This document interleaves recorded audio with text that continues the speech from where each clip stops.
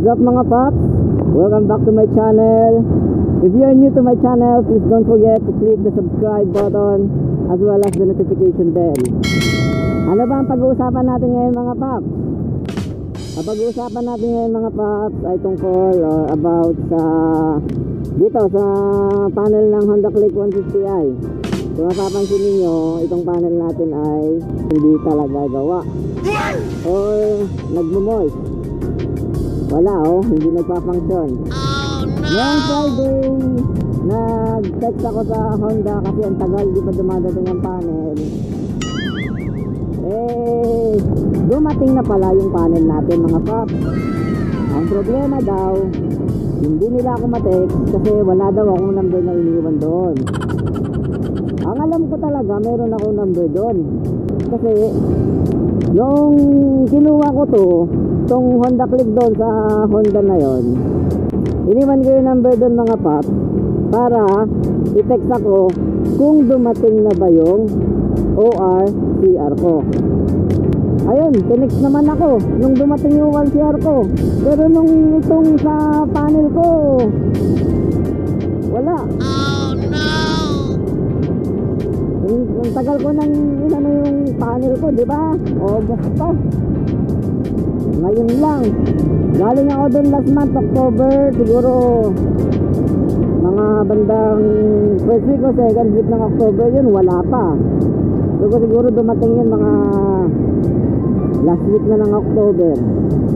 Kasi ang laging sinasabi doon, pag pupunta naman ako doon monthly, iti-text na lang daw kayo sir. Pero wala naman talaga akong natatanggap. Buti hindi ko dinilit yung number nung Honda na nag-text sa akin nung kinuha ko itong kinuha ko yung ORCR ng motor ko. At ngayon naka-schedule tayo Monday. Naka-schedule tayo sa kasa gagawin ng mekaniko dahil dumating na yung panel natin. Wow! Sa wakas. Wow! Ang hirap talaga ng walang panel paps. Kapag hindi gumagana talaga yung panel mo, wala ka nakikita Kung papasok ka sa trabaho, hindi mo nakikita yung oras. Hindi ka tulad kapag may panel, nandito ang oras. Alam mo kung magmamadali ka or not. Malaking bagay ang may oras sa panel natin. Natulad sa mga katulad kung hindi nagre-relo. Wala, hindi ako nagre-relo. Hindi ko talaga hilig mag-relo kahit nun binigyan ako ng lola ko mag-relo. Hindi ko talaga hilig, hindi ko sinusuot.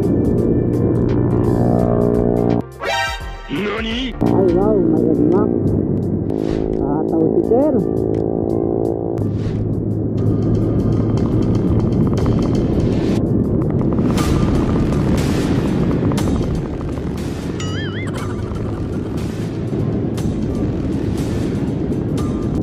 Disadvantage kapag hindi gumagana ang panel natin mga paps, hindi natin alam kung marami pa ba tayong gasolina o wala na. Nangyari kasi sa akin nun, tagal kong hindi nagkakalaga kasi dito lang naman ako sa bayan namin, yung matipid ko. Baka tagalan hindi ako nagkarga, hindi ko na malayan na wala na pala akong gasolina. Ang ganda ng takbo ko, biglang tumugak ng mga 2 beses habang umaandar ako. Tapos, namatay na. Akala ko nun, may sira ito. Nung namatay ito, yung power, okay pa naman. Ini-start ko, hindi tumutuloy. Talagang ayaw niyang umandar. Dinig ko yung mga fuse ng battery sa gilid ng daan. Lahat okay naman. Hindi na ako mapakali kasi hindi ko alam kung paano gagawin. Wala, hindi naman gumagana tong panel natin. Kaya gulo-gulo ko nun. Tuod na nga ako sa YouTube kung paano ang gagawin ko kapag di ko mapaandar At luckily naman, yung una kong video pinanood, ang nakalagay doon, i-check kung may gasolina pa ba. Ayun nga, sinek ko yung gasolina, tuyong-tuyo. Ay naku talaga.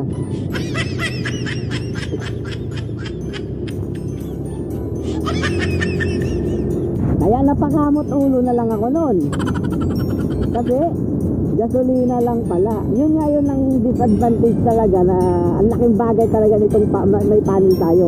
Alam natin kung may gas pa ba tayo o wala. Tansado naman kasi natin kung ilang bar pa, kung 1 bar at nagbiblink na, ayan, kailangan obligado na tayong magkarga. Kaya yun, napilitan akong itulak yung motor papuntang gasolina, nagkarga. Sabagay mga paps, maganda lang maubusan ng gasolina, wag lang langis. Pero siyempre, di ba? Gasolina na nga lang, mauubusan ka pa sa daan. Talagang nakakahiya yun. Naubusan ako ng gasolina. Hindi ko sinek. Nakalimutan ko rin kasi talaga. Kasi nasanay talaga ako sa panel kasi dito lang talaga ako tumitingin sa panel mga paps Kung may gas pa ba tayo, wala na. Kasi dahil alam kong tipid to, matagal ako magkarga hanggang sa nakalimutan ko nang magkarga. Isa pang maganda kapag gumagana ang panel natin, nakikita natin kung ilan ang voltahe ng battery natin. Kasi sa ilang taon na rin, di ba? Hindi natin alam kung mataas ba yung voltahe, kaya pa ba tumagal. Kasi nakikita natin dito kapag bumaba na yung voltage ng battery natin, yan, kailangan na natin magpalit. O ngayon, hindi natin alam kung ilan pa ba yung voltage. As long as na nag-i-start pa at walang pagbabago yung pag-i-start niya, hindi ka nabibitin-bitin, I think good pa rin naman tong battery ko. Pati rin pala yung change oil indicator, tinatansya ko na lang kung mag-change oil na ba ako. Hindi kasi wala wala yung panel natin paps Kasi di ba, isiset natin kung ilang kilometer kung mag-change oil na tayo bago magwa-warning na dito, magbi-blink-blink na yung change oil indicator niya na I have to change oil na yung motor. Mas maganda rin may panel mga paps kasi nakikita natin kung ilan na yung tinatakbo natin. Hindi yung patansya-tansya na lang, although at kahit pa paano natatansya natin na ang takbo lang natin nasa ganito, nasa 60 km/h. Minsan siguro aabot tayo ng 100 km/h, depende na lang sa tinatakbo natin. Kung medyo matutulin din yung mga nakakasabayan natin. Ayan, so we are now dito na tayo sa Honda. Good morning ma'am. Dito po yung sa warranty. Noong October pa dumating yan ma'am? Yes sir, October po. Hindi lang po kasi kayo sir sa Texas wala po ng bilis. Wala, oo, hindi nailagay. Siguro naiwat na lang. Hindi na nasave yung number ko nung nakaraan.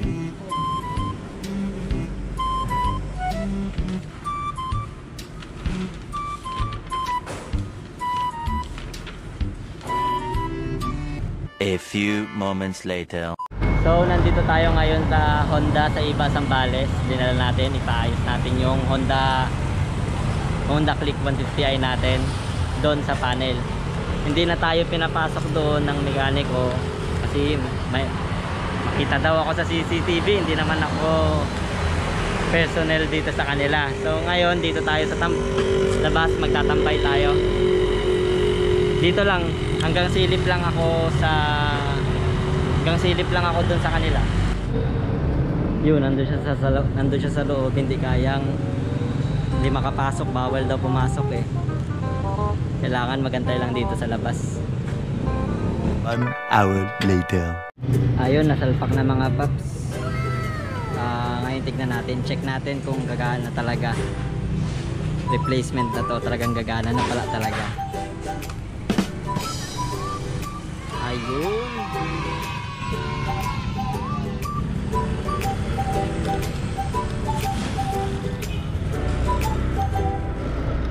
Ayun mga paps, pauwi na tayo ngayon sa bahay natin. Katatapos ginawa dito sa Honda yung ating panel. Ito, kung napapansin ninyo, meron na tayong nakikita sa ating panel, hindi na blue panel na lang. Hindi natin na-videohan kanina mga paps yung pagkabit niya, pagtanggal, pag-remove. Yung pag-remove at pagkabit ng ating tunnel gauge.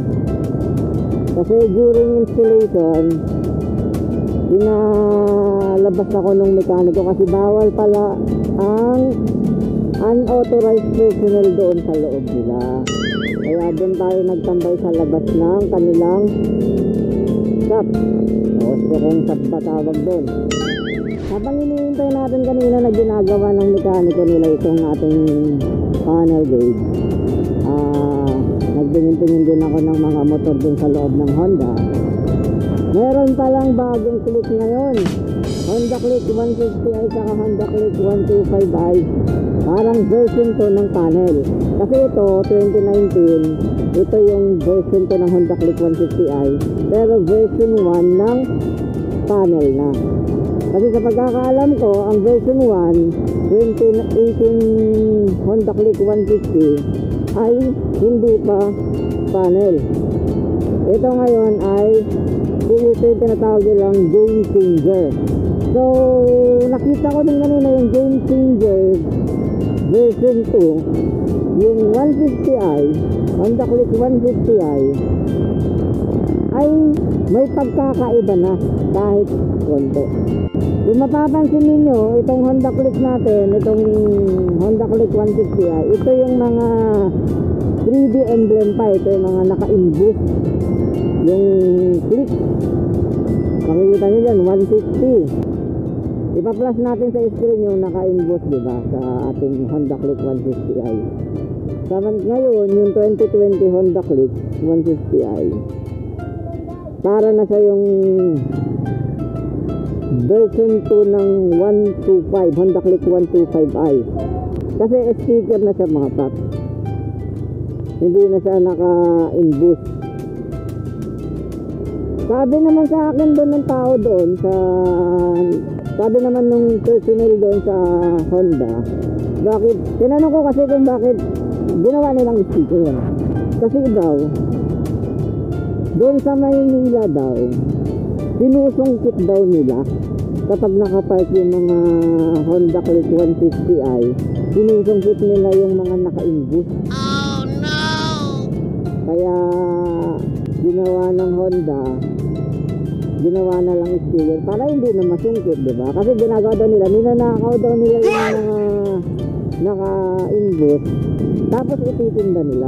Yun ang sabi Hindi naman natin sure kung bakit talagang anong purpose nila ginawa nilang sticker, diba? Pero para sa akin, mas prefer ko kasi itong ganito naka-imbus, mas maporma para sa akin. Luckily naman dito tayo sa province, kaya wala namang nagnanakaw. Yun man siguro ng ilan nila, pero hindi ganito yung pagkakainteresan nila. Parang pagkakainteresan nila dito motor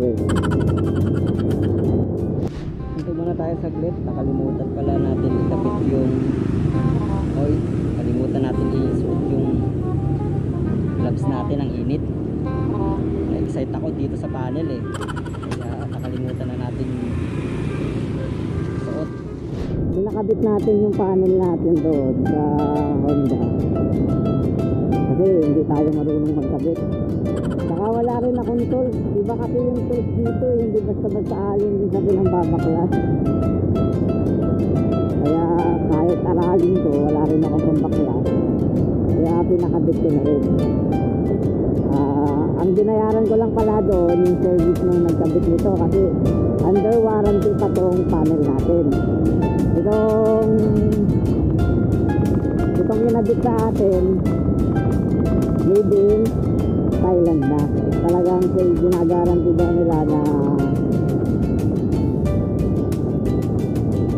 hindi na tulad dito ng dati na mabilis masira kahit ibabad mo na rin sa ulan.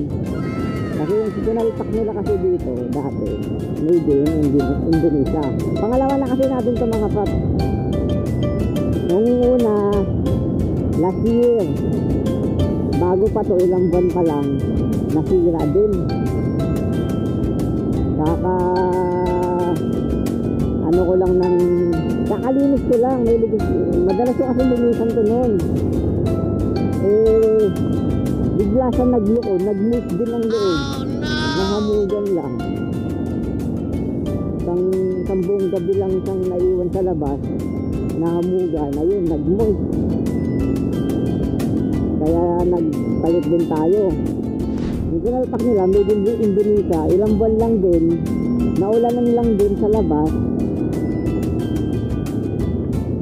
Ay, hindi nagpaplase. Naulanan lang din sa labas.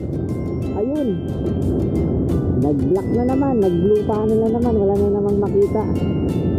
Kaya ito na sinalpak nila, made in Thailand, sabi na ng mekaniko nila. Hindi ko na daw kailangan mag-alala. Pero nag-order pa rin ako ng panel protector para dito, para sigurado kahit maulanan hindi siya magmumuy sa loob. Nung nakaraan daw, meron daw din Honda Click 150. Ilang beses bumalik doon, 4 na beses daw nilang pinalitan yung panel. Talagang ito yung issue nila sa Honda Click ng Game Changer, na ito talagang panel mabilis mag-moist. Pero sabi daw nila sa version to ng Game Changer, itong 2020 model nila, okay na daw, matibay na daw yung panel nila. Almost heaven, West Virginia, Blue Ridge Mountain, Shenandoah River. Life is older than the trees, younger than the mountains, growing like a breeze. Country roads take me home to the place I belong. West Virginia, Mountain Mama, take me home. Country roads.